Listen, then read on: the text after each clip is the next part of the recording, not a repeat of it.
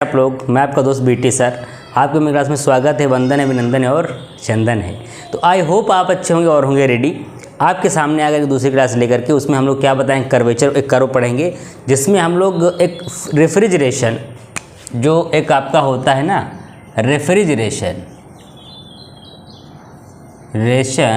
इसमें क्या देख लेंगे कि पूरा उसका एक साइकिल देखते हैं कि जो अपना रेफ्रिजरेशन होता है दैट इज RAC। इसमें क्या रहता है कि वो एक साइकिल होता है जिस साइकिल में पूरी फ्रिज वर्क करती है, कैसे कूलिंग करेगी, हीटिंग कहाँ से रिलीज़ करेगी, क्या कंडेंसर होता है, और जो मतलब सारी चीज़ें देखने वाले। बात जब हम लोग करते हैं रेफ्रिजरेशन की, तो रेफ्रिजरेशन आपने देखा होगा कि सभी के घरों में क्या रहता है कि एक फ्रिज रहता है। क्या रहता है? एक फ्रिज रखा रहता है। इस फ्रिज में आप लोगों ने देखा होगा अंदर बने होते हैं भाई हर तरीके के स्पॉट्स एंड अलमारीज की, उसमें सारा आइटम रखा रहता है ना। सपोज दैट ये एक फ्रिज है, इसमें हमने एक बॉटल रख दिया है, ठीक है, एक बॉटल रख दिया हूँ और इसको ठंडी होनी है।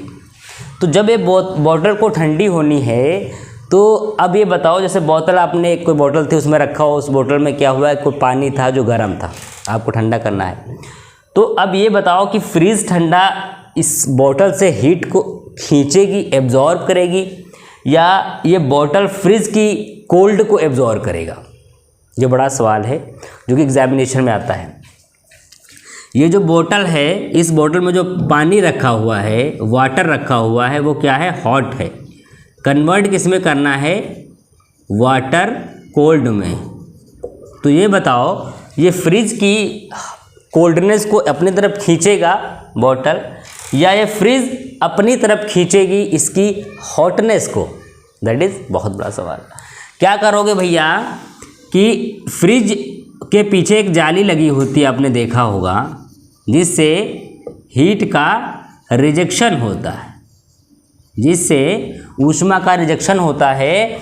तो यहाँ से समझ में ये आता है कि जब हम यहाँ पे गर्म बोतल है, कोई गर्म वस्तु रखते हैं, तो गर्म वस्तु कोल्डनेस नहीं खींचती है। ये जो फ्रिज होती है वो गर्म वस्तु की गर्मनेस को खींच लेती है। मतलब उसकी जो हीट होती है, जो गर्माहट होती है ना किसी भी वस्तु की, किसी भी बोतल की या प्याली की या कप की, वो खींच लेता है फ्रिज अपनी तरफ। तो जो अपनी तरफ खींचता है, तो ये जो बॉटल रहती है ना, ऑटोमेटिकली क्या हो जाएगी? ठंडी हो जाएगी। तो फ्रिज में जो कोल्डनेस होती है वो बॉटल नहीं खींचती है, बॉटल की कोल्डनेस फ्रिज खींचती है, क्योंकि पीछे वो छोड़ती भी जाती है गरम गरम। समझ में आया? आगे बढ़ते हैं। अब अगर ये समझ में आ गया है तो आगे बढ़ेंगे और हम क्या देख लेंगे कि साइकिल रहता है। क्या रहता है? एक साइकिल रहता है जिस पे अपना फ्रिज वर्क करता है, ठीक है।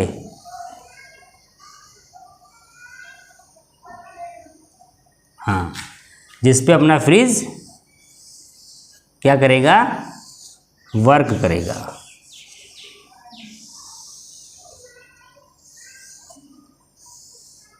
ठीक, ये चीज़, ये एक साइकिल है जिसमें पूरा फ्रिज वर्क करता है। कैसे करता है? चलने की दिशा इसकी इस डायरेक्शन में रहेगी, 1 2 3 एंड 4। इस डायरेक्शन में मूवमेंट कराएगा जब अपना फ्रिज, तो उस पर वर्क करेगा। कैसे? अब इसको हम क्या बोलते हैं? ये क्या है आपका?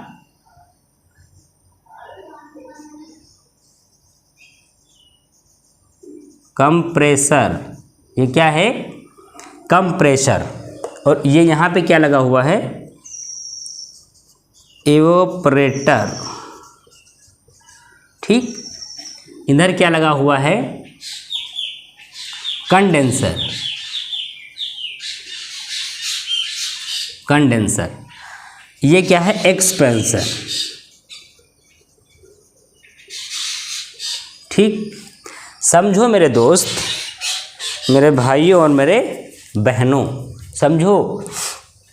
एक कंप्रेसर होता है फ्रिज में, एक इवोपरेटर होता है, एक्सपेंशन होता है एंड कंडेंसर होता है। जब हम कभी बात करेंगे कंप्रेशर की, तो कंप्रेशर का मतलब होता है, देखो, कम ऊपर प्रेशर, मतलब किसी चीज़ को दाब के और तेज भगा देना, उसको बोलते हैं कंप्रेशर।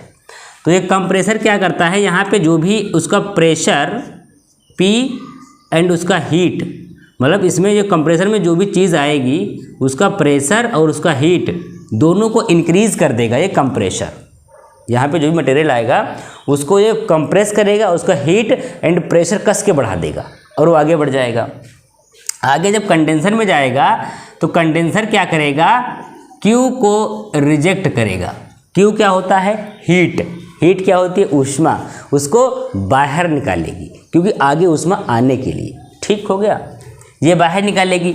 जब ये बाहर निकालेगी तो चीज़ें एक्सपेंशन पे आएंगी। यहाँ पे क्या होगा, चीज़ों का एक्सपांसन होगा। एक्सपांसन मतलब चीज़ें विस्तारित होंगी, बढ़ेंगी, और यहाँ से क्या आएगा आपका, यहाँ से आपका लिक्विड आएगा। जब यहाँ से लिक्विड आ रहा होगा, यहाँ से लिक्विड जब आ रहा होगा यहाँ पे भी आएगा। लेकिन जब लिक्विड इस कंडीशन में आता है, जब लिक्विड यहाँ पे आता है, तो हम क्या देखते हैं कि लिक्विड जब एवोपरेटर में आता है तो लिक्विड को ये क्या कर देता है, वेपर में कन्वर्ट कर देगा। काहे में, वेपर में, मतलब वाष्प में कन्वर्ट कर देगा। तो जब वाष्प में कन्वर्ट करेगा तो चीज़ें आगे बढ़ेंगी, आगे बढ़ेंगी तो इधर भी जाएंगी। तो फिर क्या होगा, ये इवोपरेटर क्या होता है, लिक्विड को वेपर में कन्वर्ट कर देता है। और फिर आगे जब चीज़ें जाती हैं तो यहाँ पे पड़ेंगी, जैसे यहाँ से जो यह वेपर बनेगी। अब तुम ये मानो कि इधर से वेपर ख़त्म है, इधर से वेपर नहीं आएगी दोस्त, फिर वहाँ पे वाष्प थोड़ी नहीं जाएगी। ये क्या करता है, इवोपरेटर जो होता है यहाँ से वो आएगा, हाँ ठीक ठीक ठीक ठीक ठीक ठीक, ये क्या करेगा, वेपर में कन्वर्ट करेगा। सही तो था यार, तुम लोग गलत करवा देते हो गलती से। क्या होगा, इवोपरेटर वेपर में कन्वर्ट करेगा, वेपर इधर जाएगी, कस के प्रेशर बढ़ेगा तो यहाँ पे गिरेगी, कंडेंसर हीट का रिजेक्शन करेगा और फिर यहाँ पे आ जाएगा लिक्विड फॉर्म में। फिर यहाँ पे ये साइकिल पूरा चलता रहेगा। ये साइकिल अगर ना चलेगा तो फिर फ्रिज ठंडी नहीं कर पाएगी। Expansion, condenser, compressor and evaporator, इतने जो मटेरियल लगे होते हैं आपके फ्रिज में बहुत इंपॉर्टेंट होते हैं। इनके बिना फ्रिज का संचालन असंभव है, इनके बिना संचालन आप नहीं कर सकते। आज इतना देखो कि रेफ्रिजरेशन का जो बेसिक मुद्दा है जिससे वर्क करती है वो क्या है, वो आपका ये, इस पे पूरा बेस्ड रहता। ठीक है, आज इतना देखते हैं, कल अगली क्लास में देखते हैं क्या पढ़ते हैं, फ्रिज का आगे का पोर्शन। तब तक बने रहिए, पढ़ते रहिए, मौज करते रहिए और दैट इज ऑल।